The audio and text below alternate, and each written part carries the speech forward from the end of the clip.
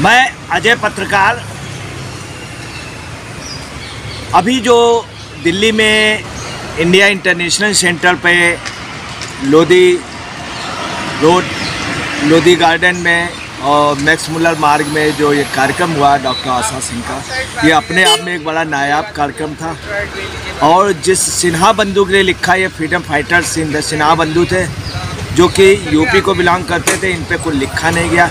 ये भगत सिंह के और चंद्रशेखर आज़ाद के साथी थे।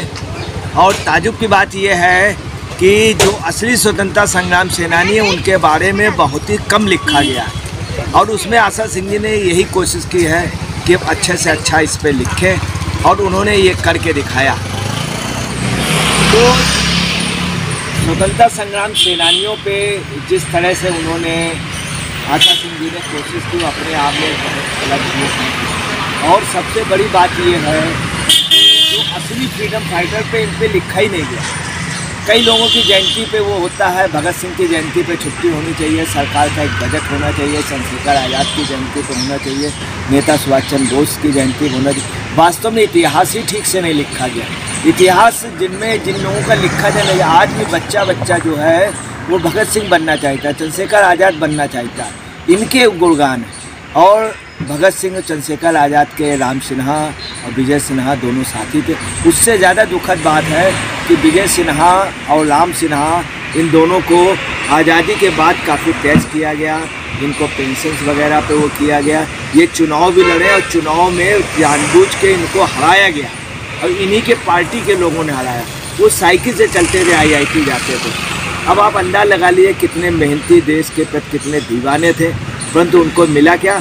कुछ भी नहीं। आज़ादी के बाद ये जिम्मेदारी होती थी आज़ाद हिंद फौज के लोगों को, चंद्रशेखर आज़ाद के अनुयायियों को, भगत सिंह के लोगों को, इनको नंबर 1 पे प्राथमिकता देनी चाहिए थी, मगर नहीं दी गई तो अधिकतर लोगों के फ्रीडम फाइटर के ऐसे लोगों के वो बने हैं जो वास्तव में आज़ादी में नहीं थे, किसी चोरी में पकड़े गए, किसी कहीं पकड़े गए, उनके भी बन गए। हालांकि उसमें फ्रीडम फाइटर भी थे। अब कुछ जो फ्रीडम फाइटर नहीं थे वो हो गए। अब जैसे कैप्टन लक्ष्मी सहगल हैं, इनको नहीं हुआ। आज़ाद हिंद फौज की पूरी सेना को बहुत पहले दे देना चाहिए। उनकी स्थिति ये रही।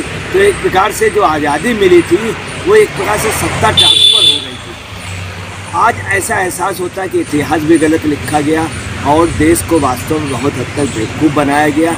और आशा सिंह जी ने एक प्रयास किया, जो छिपे हुए स्वतंत्रता संग्राम सेनानी थे, असली मूल स्वतंत्रता संग्राम सेनानी, उनको हाईलाइट किया।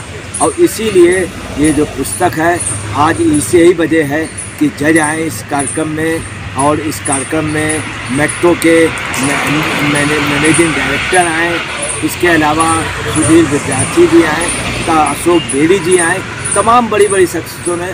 और यहाँ पे जिन बड़ी बड़ी शख्सियतों, जितने बड़े बड़े राइटर आए हैं, पूरा हाल भरा हुआ था।